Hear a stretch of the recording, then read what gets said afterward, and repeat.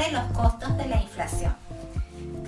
En primer lugar tenemos que analizar, saber que hay dos tipos de inflación. Una inflación que es predecible, que es esperada para un determinado periodo económico, y una inflación que es inesperada. Peor aún cuando dentro de la inesperada se genera lo que se llama hiperinflación.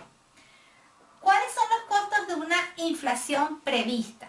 En primer lugar, la inflación prevista lo que hace es generar una distorsión de ese impuesto de la inflación sobre el dinero que realmente se tiene. Cuando se incrementa la tasa de inflación, generalmente la tasa de interés nominal sube. Y al subir, los precios tienden a aumentar, tienden a su vez a aumentar, lo que hace que las personas tengan que recurrir cada vez a tener mayor cantidad de monedas y billetes para hacer frente a esa capacidad adquisitiva, para poder adquirir los mismos bienes y servicios que adquiría, por ejemplo, el mes anterior. ¿Qué hace esto? Que si en un primer momento una persona iba a un cajero y retiraba 100 euros a la semana, ahora probablemente para poder hacer frente a esa subida esperada de inflación tenga que ir, en vez de una vez a la semana, tenga que retirar 50 euros 2 veces a la semana. El hecho de tener que ir más veces al banco a retirar dinero, clásicamente se llamaba coste de suela de zapatos. Se llamaba así, coste de suela de zapatos.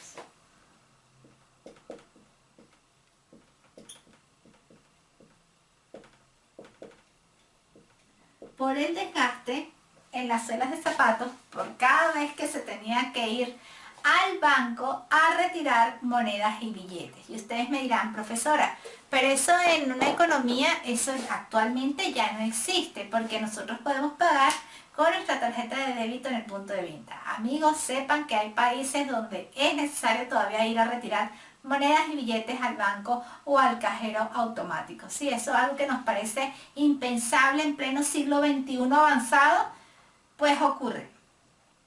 Y tradicionalmente los economistas lo han llamado coste de suelas de zapatos porque las suelas se desgastan de tanto ir a tener que buscar más monedas y billetes para poder pagar esa subida en los precios de bienes y servicios. En una economía hiperinflacionaria, los zapatos, las suelas de los zapatos, el desgaste es todavía más alto. ¿Por qué? Porque imagínense la cantidad de veces que tienen que ir las personas si los precios varían todos los días. Y eso es lo que conduce al siguiente costo de la inflación prevista, que es lo que se llama costo de menú.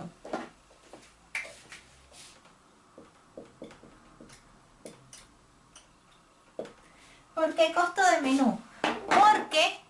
Porque las empresas tienen que estar cambiando constantemente los precios de todo lo que poseen a la venta. Imagínense una empresa comercializadora de alimentos o de ropa y zapatos.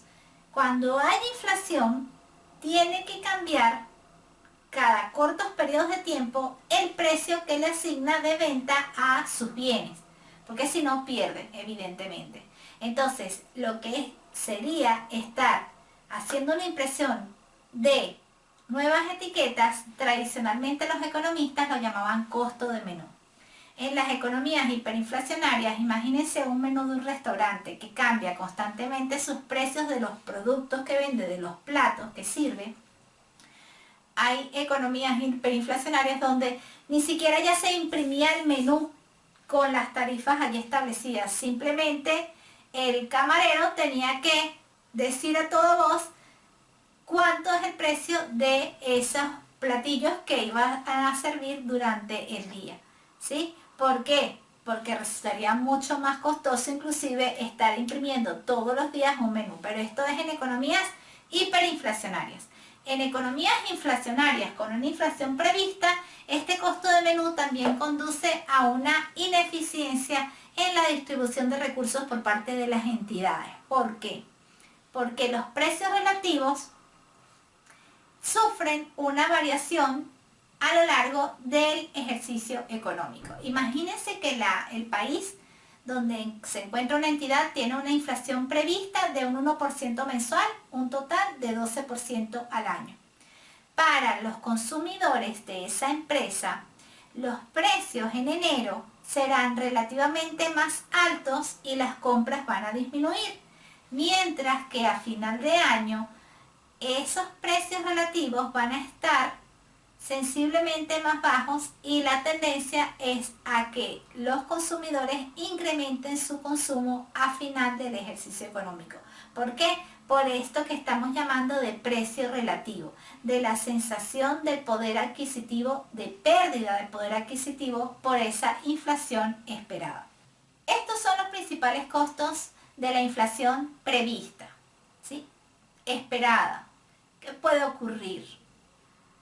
¿Qué pasa en la inflación que es inesperada, que es imprevista? Donde el gobierno, por una necesidad de financiación, imagínense que el Fondo Monetario Internacional, por las cantidades de riesgo país que pueda tener, la medición de riesgo país que pueda tener en determinado momento ese Estado, no se le presta. No hay dinero, hay una crisis económica mundial, no hay dinero para hacer préstamos a ese Estado en particular, o por medición de riesgos, pues a ese país se le asignará una menor cantidad de cuota de préstamo.